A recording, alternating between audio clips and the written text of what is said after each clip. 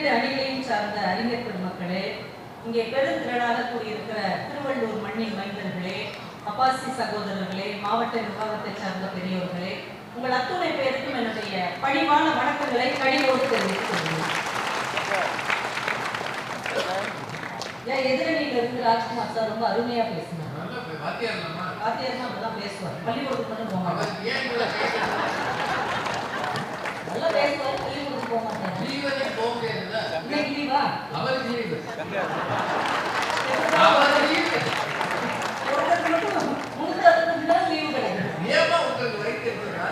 மட்டும் இன்றைய ஜெனரேஷனை பார்த்து வைத்தறிச்சல் படலாம். அவரை பார்த்து நாங்க வைத்தறிச்சல் படலாம். அந்த காலத்தில் திருமணம் எல்லாம் எவ்வளவு ஈஸியாக நடந்தது. சொந்தக்காரர்களே திருமணம் செய்து வைத்தார்கள். எப்படி வைத்தார்கள்? நம்ம அம்மாவுக்கு ஒரு தம்பி இருப்பான், சித்தப்பா பையனும் பெரியப்பா பையனும். 30 வயசு வரைக்கும் அந்த பையன் கல்யாணமே ஆயிருக்காரு. இங்க 10வது தான் ஒருத்தி முடிச்சிருப்பா. தாய் மாமனை கட்டிக்கோ படக்கம் கட்டி வச்சுருவாங்க. 20 வயது வித்தியாசத்தில் எத்தனை திருமணங்கள் நடந்திருக்கு. ஆனா கடைசி வரைக்கும் அவங்க நல்லா இருந்தாங்களா?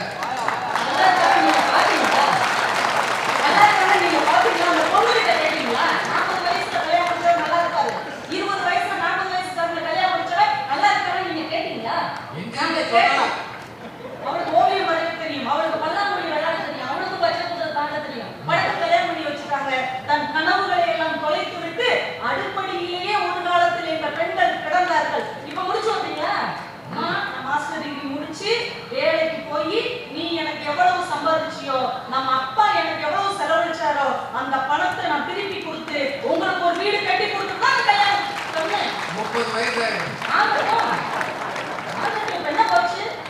என்ன எங்க தம்பி 27 வயசுல இருக்காங்க. தம்பி 27 வயசுல இருக்காங்க.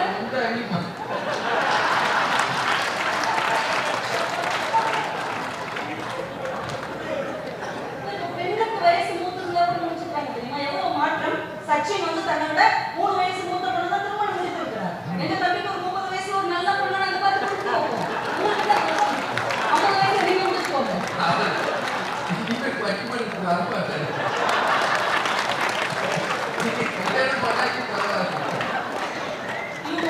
கடைசி சம்பளத்தை எங்க பிள்ளைங்க முதலே வாங்கிடுறாங்க. இது பெருமையா பொறாமையா?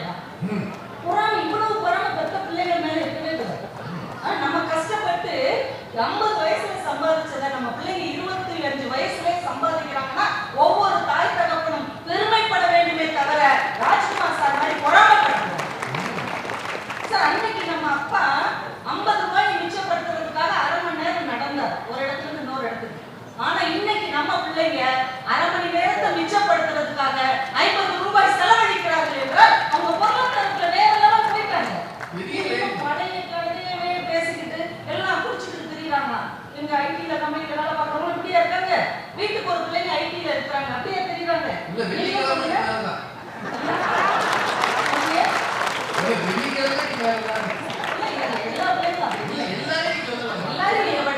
ஒரு காலத்துல நம்ம தெருவுல போன ஜெனரேஷன் ஆண்கள் எங்கேயோ போய் குடிச்சிட்டு வந்து மனைவியை தெருவுல இழுத்து போட்டு அடிப்பாங்க தெரியுமா? ஆனா இன்னைக்கு அப்படி எங்கேயாவது நீங்க பாத்துருக்கீங்களா? இன்னைக்கு இருக்கிற ஜெனரேஷன் அவங்க பேசிக்கிற மொழி பாத்தீங்களா? ஹாய் டார்லிங், நீ ஏதாவது சமைக்கிறியா? இல்லடா எனக்கு ரொம்ப சோம்பேறித்தனமா இருக்கு. ஓகே, நான் உனக்கு செட்டு பார்சல் வாங்கிட்டு வந்துட்டுமா? வாங்கிட்டு வா. எவ்வளவு ஃப்ரெண்ட்லியா வாழ்றாங்க. மாமா குட்டி ஒரு லாங் டிரைவ் போவோமா? முன்னாடியே நம்ம அம்மா அப்பா கிட்ட பேசிருக்காங்களா? நம்ம அப்பா அம்மா கிட்ட இப்படி பேசிருக்காங்களா? அப்படின்னா அப்பா வந்துட்டாருன்னு அர்த்தம். அப்படின்னா அப்பாவுக்கு பசிக்குன்னு அர்த்தம். அப்படின்னா போதும்னு அர்த்தம். நீங்க அப்படி கிடையாது. கணவரே வந்து சொன்னீங்க, நான் சொல்றேன், நீ போய் சட்னி அரைச்சுக்கோ. 2 பேரும் சேர்ந்து உட்காந்து தோசை வட்டமா வராதுன்னு அவருக்கு தெரியும். தோசை வட்டமா வருது, சதுரமா வருது. வாழ்க்கை மகிழ்ச்சியா இருக்கா? எப்ப பார்த்தாலும் அன்னைக்கு காலத்துல உட்காந்து டீயா போய் சாப்பிட்டது, ஆப்பிள் தின்னதையுமே பேசிக்கிட்டு நாங்க பாருங்க நூடுல்ஸ் பானிபூரின்னு எவ்வளவு வெரைட்டியா வாழ்ந்துட்டு இருக்கிறோம். குழந்தையோட பேசுறாரு. இன்னைக்கு வந்து திடீர்னு வேலையை விட்டு வட்டி விட்டுருவாங்கன்னா எல்லாரும் தெருவில் வந்து இப்படியே உட்காந்துருப்பாங்க. நான் கேட்கறது கொரோனா முடிஞ்சு 2 வருஷம் ஆச்சு. வேலையை விட்டு வட்டி விட்டவங்க இப்படியே வந்து உட்காந்துட்டு இருக்காங்க திருவள்ளுவர் பஸ் ஸ்டாண்ட்ல.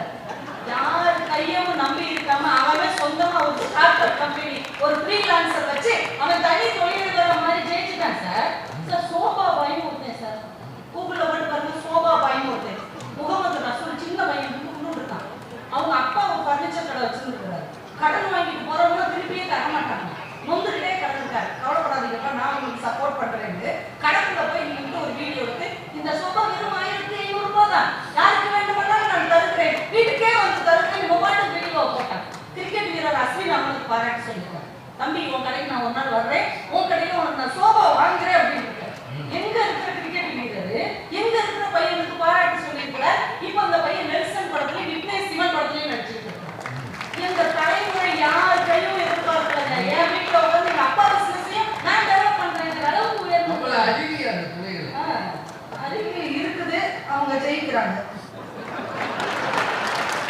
மற்றவங்க சொல்லிக்கிட்டே இருக்காங்க, குறை சொல்லிக்கிட்டே இருக்காங்க. காதலில் தோல்வி அடைந்தவர்கள் தான் அன்றைக்கு தாடி வைத்தார்கள். ஏன் தெரியுமா? அன்னைக்கு தாடி வச்சு வீட்டுக்குள்ள போங்க, செருப்பு பிஞ்சிடும், அதை ஷேவ் பண்ணிக்குவோம் அப்படின்னு அன்னைக்கு அப்பாக்கள் திட்டுனாங்க, தாத்தாக்கள் திட்டுனாங்க. இன்னைக்கு சொல்லிடுவீங்க, இப்ப எனக்கு தாடி வச்சிருக்கிறது பிடிச்சிருக்குப்பா, இதுதான் ப்ரொஃபஷன். அப்படியாப்பா, வச்சுக்கோ, கொஞ்சம் ட்ரிம் பண்ணி வச்சு. நாங்கள் எப்படி இருக்கணும் என்பதை நாங்கள் தேர்வு செய்கிறோம். குடும்பம் ஒத்துக்கொள்கிறது. அன்னைக்கு நீங்க எப்படி இருக்கணும்ன்றதே உங்களால தேர்வு செய்ய முடியல. தலை நிறைய எண்ணெயை தேய்ச்சி, அன்னைக்கு பசங்க இருக்கிறவங்க தலை நிறைய எண்ணெயை தேய்ச்சி இப்படியே வலியும் எண்ணெயெல்லாம் இப்படி சேர்ச்சி அப்படியே பரிதாபமா வருவாங்க. இன்னைக்கு எங்க பிள்ளைங்க அப்படியே குச்சி குச்சியா வச்சுக்கிறாங்க. அது ஒரு நல்ல சமூக சேவை தானே. இருக்கிறத அள்ளி முடியலாம், இல்லாதவங்க ஏன் வச்சுக்கிறீங்க?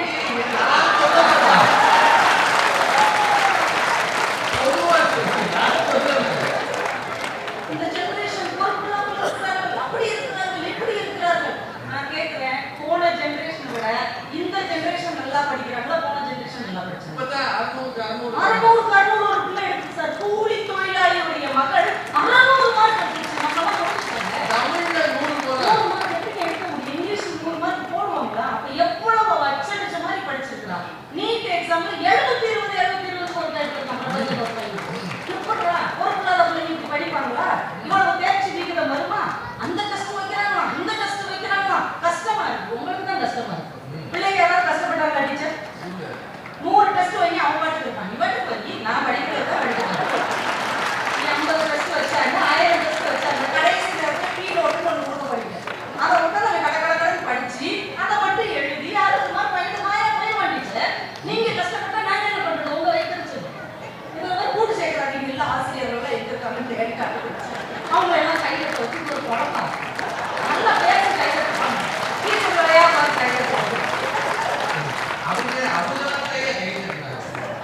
எப்படியோ ஒரு இனம் இனத்தோட சேர்ந்து பிரச்சனை. நாங்கள் அந்த காலத்தில் அமரம் விளையாண்டோம், ஒளி விளையாண்டோம், அது விளையாண்டோம். இந்திய அணியில விளையாண்டீங்களா? இது யாராவது இந்திய அணியில விளையாண்டீங்களா? கிரிக்கெட்ல சேலத்துல ஒரு சாதாரண குடும்பத்துல பிறந்த நடராஜன் இன்னைக்கு இந்திய அணியில நம்ம தமிழ்நாட்டின் பெருமையை கொண்டு போய் நிப்பாட்டினாங்க. நம்ம தமிழ்நாட்டுல வெற்றியானப்போ உலக அளவில் அவங்க ஜெயிக்க யாருமே இல்லைன்னு உத்தரவாதிச்சாங்க. இன்னும் சாதாரண பிள்ளைகள் அன்னைக்கு பொம்பளை பிள்ளைங்க ஆம்பளை பிள்ளைங்க விளையாடுறத கூட பொறுத்த விட மாட்டாங்க. தெருவுல கபடி விளையாடத்தான் செய்வாங்க, எங்க வீட்டுக்குள்ள போய் உட்கார். இன்னைக்கு பெண்கள் கிரிக்கெட்டில் மித்தாலி ராஜ் உலக சாதனை செய்திருக்கிறார். சச்சின் டெண்டுல்கர் நம்ம எவ்வளவு தூரம் முன்னேறி வந்து கொண்டிருக்கிறோம். கபி சொன்ன மாதிரி வேலை வாய்ப்புலாம் அன்னைக்கு எவ்வளவு கஷ்டமா இருந்தது. கவிதை கூட அப்படிதான் எழுதுவாங்க பார்த்தீங்களா? கரும்பலகையில் தொடங்கும் கல்வி கடைசியில் கருப்பு அங்கியில் முடிகிறது, ஒவ்வொருவர் கையிலும் காகித திருவோம். இப்படி ஒரு கவிதை இருக்குதுங்க. பெரியோர்களே, எங்கள் பட்டங்களை தட்டு வடிவில் தாருங்கள், நாங்கள் பிச்சையாவது எடுக்கிறோம். எல்லாம் கவிதை நான் எழுதுறேன் போன ஜெனரேஷன். ஆனா இன்னைக்கு யாருக்கிட்டே யாரும் வேலை கேட்கறதே இல்ல. வெளிநாட்டுல வேலை பார்க்கிற அந்நிய செலவாணியை அதிகம் வாங்குகிற நாட்டை சேர்ந்தவர்கள் நாம் இந்திய நாட்டின் இளைஞர்கள் என்று ஒரு புள்ளி விவரம் சொல்லுகிறது என்றால் எவ்வளவு பெரிய விஷயம். அன்னைக்கெல்லாம் உங்களுக்கு நல்ல டிவி இருந்ததாங்க. போன ஜெனரேஷனுக்கு டிவி இருந்ததா வீட்டுல? ஒண்ணு பஞ்சாயத்து போர்டுல ஆம்பளைங்க உட்காந்து பார்த்துவாங்க. அதுக்கு முந்தி டிவியே கிடையாது. அதுக்கு முன்னாடி மனுஷங்களே கிடையாது. நீங்க 6000க்கு போறீங்க. இல்ல டிவி வந்ததுக்கு அப்புறமே சொல்றேன். தெருவுல ஒரு பணக்காரங்க வீட்டுல டிவி இருக்கும். அந்த தெருவுல எல்லாரும் அவங்க வீட்டு வாசல்ல கொண்டாந்து நிற்பாங்க தெரியுமா? இன்னைக்கு ஒரு நாள் ஒளி பார்க்க விட மாட்டாங்களா? ஞாயிற்றுக்கிழமை அந்த ஒரு பாடாவதி படம் கணவனே கண்ணண்ட தெய்வம், காணை பிடித்தவன் பாக்கிய சாமி, 1000 தலைவாக்கி அபூர்வ சிந்தம், இந்த படத்தை பார்க்கறதுக்கு யார் யார் வீட்டு வாசல்லையும் நின்னோம். இன்னைக்கு நம்ம வீட்டுல ஒரு